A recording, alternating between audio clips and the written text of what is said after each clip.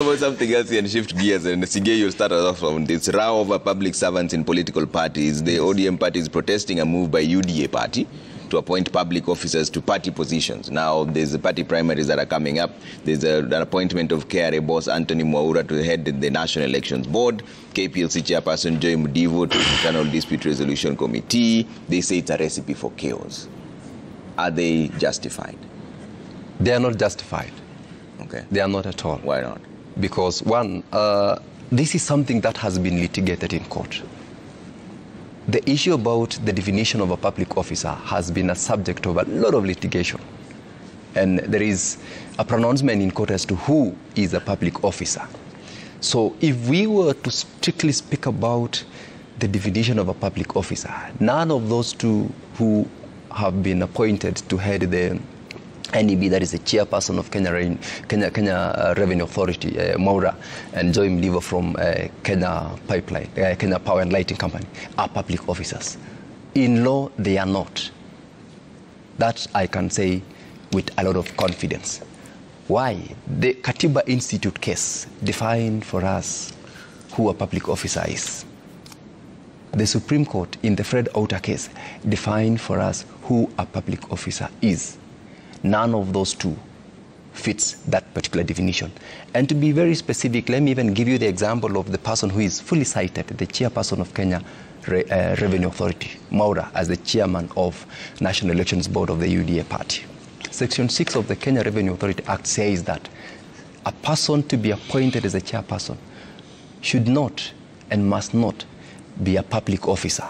In fact, 12 months prior to his appointment, such a person should not have been a public officer. Mwaura was never a public officer. His appointment, therefore, was within the law. It then cannot be that the moment he is appointed as a chairperson of KRA, he becomes a public officer all of a sudden, and therefore is in breach of the law to take that political office. So when we strictly speak to what the law says, none of those two is a public officer. And in that case of the Katiba Institute, the court went around to define who a public officer is, including the fact that, look, this person should and can only be a public officer when his benefits are paid out of the exchequer. Yeah. They described the exchequer, they described how state entities get their salaries, and they said, look, then this doesn't qualify. Yeah. And as a matter of fact, by the way, the biggest problem that we have is the generalization of issues. Because when people were to sit back and look at critically some of these issues, what I've picked, the definition in law, even under the Public Officers Ethics Act, they are exonerated from this, and therefore they shouldn't be denied. And by the way, the chairperson of, the chairperson of KRA, how much does he earn? 80,000 Kenya shillings before tax. It comes down to 53,000 Kenya shillings after tax. So that's for one city. I mean, one city. That is the money he gets. He gets a retainer of 80,000 before tax. Okay. So they are not public officers. In law, they are entitled to. Yeah. As Kenyans, they're entitled to also apply that entitlement. And therefore, there's nothing wrong with these people being in that office. Okay. Unless we now want to have a conversation around our perception and the feelings that we have. Because look at the president, for example. Yeah. Look at the president. Because one of the things that my good friend Edwin Sifuna in their statement yesterday was that, he is being paid by taxes which all Kenyans contribute. So how will we talk about the president? Because he's the president of Kenya and the taxes are paid by all Kenyans, both those who voted for Kenya Kwanza and those who did not, and he's paid. So we should just accept the fact that in a political environment, there are certain things that we must accept and now boil a conversation down to the character of the individuals in terms of managing the possible conflict as at the time of running a certain office and running a political outfit. Okay. Mkwanja, Sige is right in one way or another, because the High Court in the case filed by Katiba Institute, and I quote here, says, we find and hold that positions of chairpersons and members of boards of state corporations and parastatals are not offices in the public service. But there is the spirit of the law which Honorable Sifuna was saying earlier on, that this then makes it a party-state system. Is in the public service, but also is in politics. Who is right here? Let me look at it. The law is right. Let me look at this in three dimensions, Trevor. One is what Honorable Sigei is saying, and that is fine, because Katiba Institute went to court, and the court made a decision around this. But then there is the second aspect that we have seen in Africa largely, that every administration attempts to test the elasticity of this spirit and letter of the Constitution, because leaders and politicians generally want some latitude and room to reward their loyalists without, due regard to processes. And we have seen these attempts. And this is still, that was a High Court decision. I think it's still subject to some further, it can be appealed, and even the Supreme Court can be sought out for advice. So that is something that can continue. And if anyone has a problem, that should continue. But we should be having a keen eye on the behavior of an administration when such decisions are made. And I will take you back to the decision of, and why Kenyans need to go back to court possibly to explore this question further. The appointment of one Honorable Waititu, the former governor for Kiambu. He had been appointed, besides being properly impeached. And the law, again, clearly saying that to this extent, then you don't deserve to hold office. But he had been appointed to Nairobi River Commission, I believe, until a Kenyan went to court and challenged, and the court said, no, this one is not possible. So we have seen that administrations have that tendency to test the elasticity and stretch the law. And it's a duty of good citizens to go to court and protect that. So that conversation can continue. But then there is also two aspects. The issue of the spirit and the worries that Kenyans have. That being chairman for KRA is not just a small thing. Being a chairman for KPLC, these are very critical services. Power, a monopoly, and the taxman. And this is where people are concerned, that would the state party mix be coming up. And it's obviously that we need to have this conversation. It's not a bad conversation. I don't think ODM did it wrong to challenge that. We need to have that conversation continuing. But lastly is the issue of pretense. I think in Kenya we're so pretentious. Imagining that you will run a political machine supported by politicians and people with vested interests, and then get there and not reward them. I mean, if Mwaura, the chairman of KRA, delivered the party primaries for UDA, and that is what they see in his competence, I think it's pretty to have a conversation and continue that litigation. But as far as it's concerned, I think he's rightfully in office, and let him serve the party, because we run a political system. Yeah. And we expect that these people supporting the president will require some rewards. And they have a political party to run and manage. In any case, I come from the Center for Multi-Party Democracy.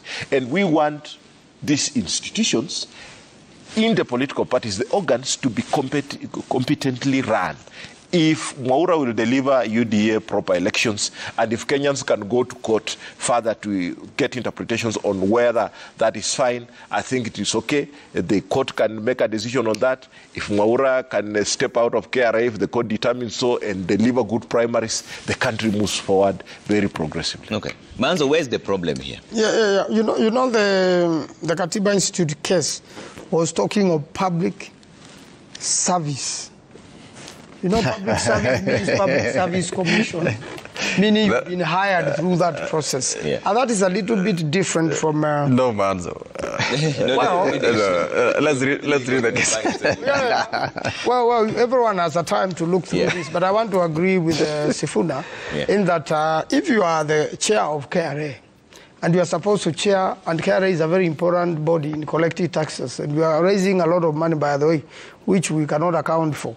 And this is such a busy person, you now take him to very competitive elections throughout the country. It means he's going to take some months away without stepping into KRA. Automatically, that amounts to conflict of interest. It is obviously against the Constitution. This decision has been appealed, and it's a time we now need to go back and litigate on this particular matter. It is similarly, to the county service boards. You know, some of the people sitting in these boards, they also work for the government. You cannot be in two government, jobs which are conflicting at the same time. And therefore, this one of KRA and the UDA boards, it will not going to work. We are going to go back to court. And it's as clear as day and night there is this conflict. At the moment there is conflict, there is no way. You know, courts are not always right, and that's why there is a right of appeal. The High Court could give its decision according to the arguments of the lawyers. And then that's why there is a right of appeal. Katiba has appealed. And the Kenyans can always bring a constitutional, issue through court reference to make sure that this matter is settled again and is looked at. From the laws we have, from Chapter 6 of the Constitution, there is definitely a problem. You either work for the politicians, he either works for UDA or works for KRA. He cannot work for both. He will be compensated properly. And the fact that even when you sit in a board, you are paid by the government, monies which you are taxed. It means then you are earning from government, and therefore you are employed by the government, you are employed by the people. You cannot serve two masters at the same time. I think it's not right. We are not against UDA. We are not against strong political parties. Strong political parties are important, but we are against corruption and conflict of interest. So is this a conflict of interest issue or ineligibility to hold more than one office? Both. There is conflict, there is abuse of Chapter 6 of the Constitution. I've just given you an example. If KRA is supposed to be meeting targets, and he is supposed to chair that, the boards and even mini boards, then and the UDA elections hold him for 6 months. How is he going to be effective in this? It means a lot of times somebody else has to chair on his behalf. It means a lot of times he's not dealing with a very sensitive issue of tax collections, which we need in this country, and which have not been collected correctly, and those ones which have been collected have been stolen. Where has he been? He should resign as the chairman of KRA. Okay. Allow me to... Do you see the conflict of interest there? I wanted to read the provisions of Section 6 of the KRA Act on Board of Directors. 6.1 says there is established a Board of Directors which shall be the governing body of the authority, and the board shall comprise at least the membership. Now it says, no person, that is 6.3, no person shall be appointed as the chairperson of the board or as a member of the board under paragraph E of subsection 2, if such person is a public officer or has been a public officer within the immediately preceding 12 months. That is the first port of call for purposes of an individual seeking or holding this office. 2, in 6.6, it gives us the responsibility of the board. That is the role of the board. 1, approval and review of the policy of the authority. And 2, monitoring the performance. I'll leave all the rest. I read those two to contextualize the argument by Manzo that, there will be a possible conflict of interest. None at all, for 2 reasons. 1, the board oversights the management. The chairperson of the board does not sit on a daily basis. This is not an executive chairperson. Therefore, he is not expected to report from 8 to 5 every day. And it doesn't therefore warrant, an accusation that he will have little time to run the board as a chairperson. That doesn't happen.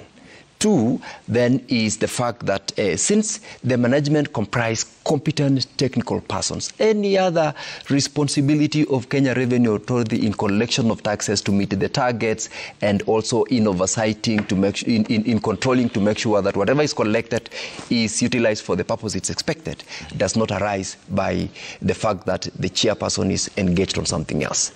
Are there possible conflict of interest? No. These are completely 2 different entities. He's not running the party. He's running an organ of the party, which does not also sit on a daily basis. Like in this case, there are now staggered primaries from April to August. It is not the role of the chairperson of NEB to sit down and micromanage. He also does it at policy level. So there is absolutely no correlation between his ability to perform in the 2 offices and also a possible conflict of interest. The issue here is about the feelings, the perception, and now it's emotional, and that feeling of once they've done it, So what? Look at it this way. The President of the Republic of Kenya is the party leader of UDA. None among my colleagues here have talked about a possible conflict of interest or his inability to run the affairs of the country by virtue of the fact that he is the party leader of a political party called UDA. He is the president, he is the CEO of the country. So it doesn't happen. Okay. It's only, this is hot air. All right. I would say so. Political parties. This is a mere head conversation. There was no problem in what ODM said. Yes. The court has made a decision. Yes. There was no problem in the appointment of Mr. Maura to chair UDA. So whoever has a problem, let them go to court. You can appeal. Okay. It's a court of appeal. Number two, I think ODM raised the issue. Okay. And UDA has a choice to make. If the elections will be held back because the court will be handling some issues, well and good. Okay. It's all in good to make sure that the party is stronger and the people that are actually appointed to these positions respect the rule of law. Okay. That's a mere fact that we will have to look at. Right. You know, the board is described by law as a governing body. Okay. And then political parties nowadays are funded by the government. Therefore, this is a matter which we'll quickly go to court. Yeah. We'll get answers, we'll get interim orders, and stop this abuse of offices, because there are two different offices and conflict of interest. Let's bring up a lot of feedback coming through. Let's read them through really quick and then give you a chance for 1 minute closing remarks if time allows. But let's bring up the feedback really quick and see what you're saying on the state of the nation. You're talking about matters, politics and everything in between there. Brian Chemwa says the appointment of public officers to head political parties' elections can potentially lead to perceptions of bias, lack of transparency and conflict of interest, which may contribute to chaos. Okay? Evans Onyela says, for the betterment of service delivery to the citizens and well-being of Kenya, the 3 incompetent cabinet secretaries should resign. If not, they should be fired with immediate effect. Okay? Godi Baraza says, the state of our nation is hanging on a thin thread. The 3 ministries, namely health, agriculture, roads and transport, are painting a grim picture of a country that doesn't care about the plights and problems of its citizenry. Okay. J.M. Soma says, I blame laxity of government to expand road infrastructure for the increasing accidents. Why would busy roads like Mombasa Road and Nairobi-Nakuru Highway have a single carriageway instead of a dual carriageway? They'd rather build roads instead of affordable housing. Okay. Sawe says the failure to timely take stock of fertilizers and farm inputs leaves farmers vulnerable when they need it most. Agriculture shouldn't be treated as an emergency. It's our backbone and deserves proper attention. Those responsible should resign if they can't deliver. Amdani says, issue of road CS impeachment is not only cause of the recent surge in accidents, rather his incompetence as a whole on the docket, from poor roads in various counties under his docket to even highways. Okay? And Amdani said, Trevor, how can the Honorable Sigei talk on impeachment or any other issue regarding Kipchumba Murkomen when they are practically partners in the same law firm? They're practicing partners in the same law firm. Okay. Lilian Siyo says, we have to agree that the challenges we are currently facing as a nation will be over soon, and we will cross over to a country that's economically stable and fully developed. That's what President William Ruto is working on day in, day out. Okay. Wanyela says, for the betterment of service delivery to the citizens and the well-being of Kenya, the 3 incompetent cabinet secretaries should resign. If not, they should be fired with immediate effect. Okay. Do we have time for closing remarks? 1 minute. Yes, I just want to say that, you know, all this leads to failure of the government. It leads to failure of the president personally. And what I will urge Kenyans is to register massively as voters and vote out a government which has been so incompetent. If Nakuminja is incompetent, then automatically the president is incompetent, or is not serious about the country. Okay. Mkwanja, 1 minute. We have a very outspoken president. That's the way we have known him from the time he joined politics to date.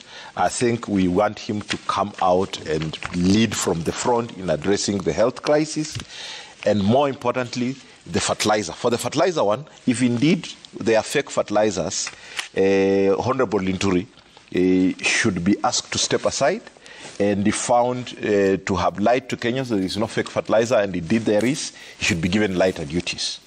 And then on the issues of the roads, I think we need to be mindful of each other. Yeah. We need to be disciplined on the roads. We need to respect the law enforcers. We need to make sure that we are protecting each other.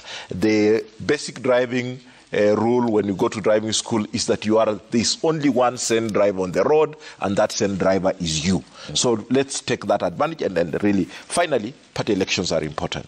I want to encourage UDA with whatever they are going through and all these challenges to make sure that the party elections are done.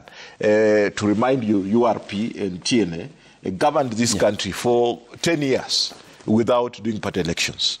And that is not growing a democracy. Okay. Let them brave those challenges. We also encourage ODM and also encourage WIPA to make sure that really the people that are helping govern the country and the political parties they come from, they have a mandate. Okay. And within doing that, we're complying with the law, but also making sure that issues around the constitution, like the two-third gender, are actually being implemented by making sure that also the political parties are actually compliant, so that when it comes to party primaries, it's actually easier because you have a proper training ground for women to come through the ranks. Okay. Thank you. Health and agriculture are very basic. They are critical to our everyday life.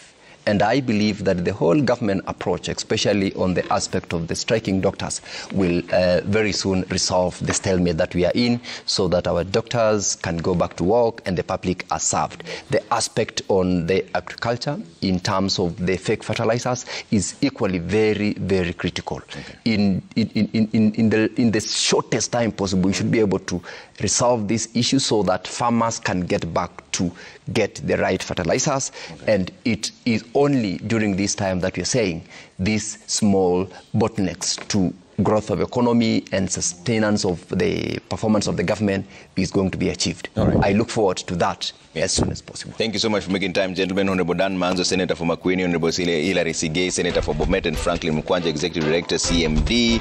I see here Frederick Okango saying the two UDA appointees are working in a public institution funded by public funds, notwithstanding the Katiba Institute case. One, aren't they not acting as agents for UDA, or aren't they not furthering the interest of UDA party? Two, aren't they not engaging in political activity that may compromise or be seen to compromise the political neutrality of their offices? And three, whatever allowance they draw, isn't it not money provided by Parliament? All right, the discussion is still out there. We'll leave it there for now. We're taking a very quick break. When we come back now, there's a conversation we're having on air travel, and Safin Achieng Uma will be speaking to Dr. Charles Gaku, the MD, Air Travel and Related Studies Center, and talking about air travel and tourism. That coming up in just a bit.